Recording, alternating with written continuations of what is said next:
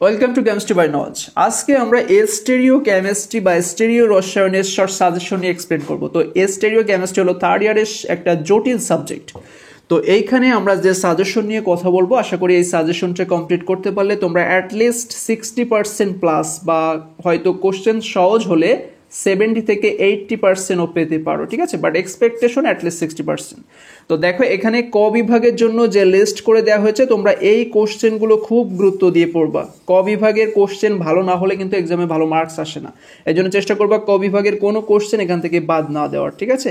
এবং টিকা জাতীয় বেশ কিছু কোশ্চেন আছে, এগুলো সবগুলোই কিন্তু ট্রিপল স্টার, মানে টিকা থেকে এখানে কোনো কোশ্চেনই অ্যাভয়েড করা যাবে না। তো টিকা বলতে কি, টিকা বলতে হলো খ বিভাগের মতো যে কোশ্চেনগুলো, অর্থাৎ অ্যাটলিস্ট 9 থেকে 10 লাইন লিখতে হবে এই কোশ্চেনগুলো, ঠিক আছে। আর ক বিভাগের গুলো তো জাস্ট 1 লাইন লিখলেই হয়ে যাবে, এটা তেমন কোনো সমস্যা নাই। ওকে, এরপর লাস্ট হচ্ছে খ এবং গ বিভাগ। তো দেখো খ এবং গ বিভাগের জন্য এই কোশ্চেনগুলোকে আমরা দুইভাবে সাজিয়েছি। একটা হলো বেশ কিছু কোশ্চেনকে ট্রিপল স্টার দেওয়া হয়েছে, আর একটা হলো বেশ কিছু কোশ্চেনে ট্রিপল স্টার নেই। তো যেগুলো ট্রিপল স্টার দেওয়া হয়েছে এগুলো খুবই গুরুত্বপূর্ণ, অর্থাৎ এক্সামের আগে এই কোশ্চেনগুলো তোমরা বেশি বেশি খাতায় লেখার চেষ্টা করবা। সেই সাথে যাদের অনলি পাস মার্কস প্রয়োজন তারা অ্যাটলিস্ট এই ট্রিপল স্টারগুলো ভালো করেও দেখতে পারো, ঠিক আছে। হয়তো এখান থেকে তোমাদের পাস মার্কসটাই আসতে পারে, বাট আমি শিওরিটি দিচ্ছি না, তোমাদের সাজেশনটা শেষ করতে হবে। হয়তো কোশ্চেন খুব সহজ হলে তোমরা ট্রিপল স্টার থেকে 5 নাম্বারটা পেয়ে যেতে পারো।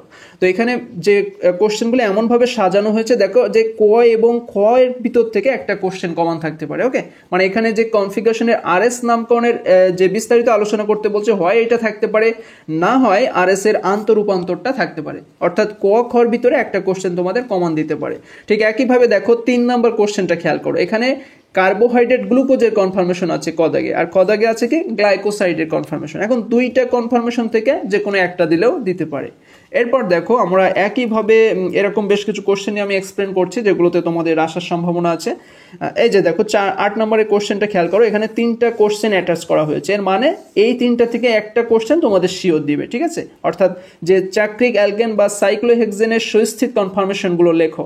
অর্থাৎ এই সুস্থিত কনফার্মেশন না দিয়ে তোমাদের কোশ্চেনটা অন্যভাবেও দিতে পারে যে সাইক্লোহেক্সেনের নৌকা গঠন অপেক্ষা চেয়ার গঠন অধিক স্থিতিশীল কেন, অথবা দিল যে সাইক্লোহেক্সেনের মোস্টানো নৌকা নৌকা কাঠামো অপেক্ষা অধিক সুস্থিত ব্যাখ্যা করো। এখন তোমরা যদি এই প্রথম কোশ্চেনটা পড়ো, এই 4টা কনফার্মেশন এবং তাদের স্থিতিশীলতা পড়ো, তাহলেই তো পরবর্তী 2টা কোশ্চেনের অ্যান্সার পেয়ে যাচ্ছ ওখান থেকে। ওকে, এরপর খ দাগ দেখো একক প্রতিস্থাপিত সাইক্লোহেক্সেন বা মিথাইল সাইক্লোহেক্সেনের কথা বলছে, ঠিক আছে। গ দাগে আছে কি দ্বি প্রতিস্থাপিত সাইক্লোহেক্সেনের কথা বলছে। তো মোটামুটি এই 3টা কোশ্চেন থেকে তোমাদের একটা শিওর পাচ্ছ। এরপর 9 নম্বর কোশ্চেনটা দেখো ডিএল গঠন, এখানে একটা কোশ্চেন দেওয়া আছে। তো যাদের পাশে ট্রিপল স্টার দেওয়া আছে তাদেরকে খুব খুব গুরুত্ব দিয়ে পড়তে হবে, ঠিক আছে। এগুলো কোনোভাবেই অ্যাভয়েড করা যাবে না, আর চেষ্টা করবে অ্যাটলিস্ট খাতায় লেখার। আর খুব নিয়মিত কিন্তু আমাদের মডেল টেস্ট এক্সাম অনুষ্ঠিত হচ্ছে ফেসবুক গ্রুপে। তো তোমরা যারা এখনো যুক্ত হওনি, যুক্ত হয়ে যাও। কেমিস্ট্রি বাই নজ ফেসবুক পেজটা ফলো করলে সেখানে প্রতিটা গ্রুপের লিঙ্ক পেয়ে যাবা। রসায়ন বিভাগ সাপ্তাহিক পরীক্ষা নামে আমাদের একটা ফেসবুক গ্রুপ আছে, যেখানে কিন্তু প্রতিনিয়ত মডেল টেস্টগুলো অনুষ্ঠিত হচ্ছে, ঠিক আছে। আর যাদের এখনো পর্যন্ত সবগুলো সাবজেক্টের সাজেশন পাওনি, তারা আমাদের স্ক্রিনে দেওয়া হোয়াটসঅ্যাপ নাম্বারে যোগাযোগ করতে পারো, সেখানে নক দিলে তোমাদের বিস্তারিত জানানো হবে। এরপরের কোশ্চেন দেখো, এরপরে কোশ্চেন আছে কার্টিন হ্যামেট নীতি কি, এর প্রয়োগ উদাহরণ সহ লেখো। এটাও খুবই গুরুত্বপূর্ণ, তো আমি এটা নিয়ে আলোচনা করছি না। এখানে টিকা প্লাস পার্থক্য আকারে 2টা কোশ্চেন দেওয়া হয়েছে, হয়তো এখানে 2টা কোশ্চেনের ভিতরে একটা কোশ্চেন কমন থাকতে পারে। ওকে, এরপরের কোশ্চেন দেখো 14 নম্বর কোশ্চেনটা দেখো, বলছে যে কাইরাল অণুর শর্ত লেখো। খতে বলছে কাইরাল, সিডোকাইরাল, প্রোকাইরাল অণুকে উদাহরণ সহ ব্যাখ্যা করো। তো ক খ থেকে কিন্তু একটা কোশ্চেন থাকতে পারে। তো এরকম আরও একটা কোশ্চেন আছে 16 নাম্বারটা দেখো। 16 নাম্বারে বলছে যে নাইট্রোজেনযুক্ত যৌগ সময়ের আলোক সক্রিয়তা, অর্থাৎ সেটাকে সংক্ষেপে বলা হয় কোয়াটারনারি অ্যামোনিয়াম লবণের আলোক সক্রিয়তা। হয় এটা দিতে পারে, না হয় টার্টারিক অ্যাসিডের আলোক সমানুতা দিতে পারে, অর্থাৎ ক খ থেকে একটা দিতে পারে। 17 নাম্বারটাও একই, হয় অ্যাট্রপ সমানুতা থেকে একটা কোশ্চেন দিতে পারে, না হয় বাইফিনাইল যৌগ থেকে একটা দিতে পারে। হ্যাঁ, তো মোটামুটি তোমরা খেয়াল করবা যে ক খ আকারের কোন কোশ্চেনগুলো আছে সেগুলোকে এইভাবে তোমরা এই পদ্ধতি অবলম্বন করে পড়বা যে 2টা থেকে একটা থাকতে পারে। এই যে 19 নম্বর কোশ্চেন দেখো, এখানে প্রথমে বলা হচ্ছে জ্যামিতিক সমানতার উদ্ভব কিভাবে ঘটে, খতে বলা হচ্ছে জ্যামিতিক সমানতা প্রদর্শনের শর্তগুলো লেখো। 2টা থেকে যে কোনো একটা থাকতে পারে। 20 নম্বর কোশ্চেনটা দেখো, প্রথমে বলা হয়েছে সিস্টেন্সের ভিতরে কার গলনাঙ্ক বেশি, আর তারপর বলা হচ্ছে সিন ও অ্যান্টির ভিতরে কার গলনাঙ্ক বেশি, মানে যে কোনো একটা কোশ্চেন থাকতে পারে।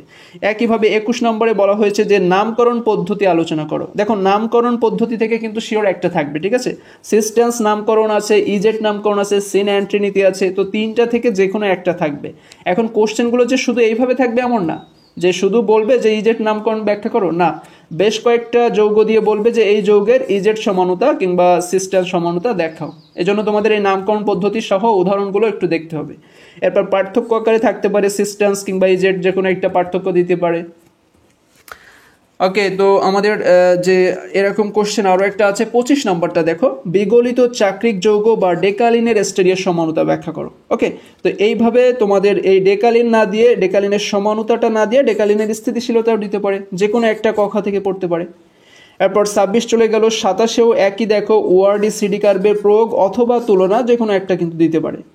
28 নম্বর আছে ওয়াক্টের নিয়ম এবং এর প্রয়োগ। তো মোটামুটি স্টেডি রোশনের এই সাজেশনটা খুব কোয়ালিটিফুল একটা সাজেশন, শর্ট সাজেশন হিসেবে। তো এখান থেকে আমাদের এক্সপেকটেশন আবারও বলছি 60 থেকে 70%। যাদের A+ মার্কস পর্যন্ত তারা স্টেডি রোশনে পূর্বে দেওয়া আছে ভিডিও লিঙ্কও দেওয়া থাকবে, সেই ফুল সাজেশনটা কমপ্লিট করে ফেলো।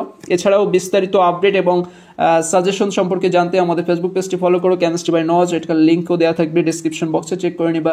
এছাড়াও যে কোর্স সহ বিভিন্ন যে অনার্সের ফার্স্ট ইয়ার থেকে ফাইনাল ইয়ারের ক্লাস সাজেশন, এগুলো জানতে তোমরা হোয়াটসঅ্যাপ নাম্বারে যোগাযোগ করতে পারো। তো আজ এ পর্যন্তই, কথা হচ্ছে পরবর্তী সাজেশন নিয়ে। সে পর্যন্ত সবাই ভালো থেকো, সুস্থ থেকো, ধন্যবাদ।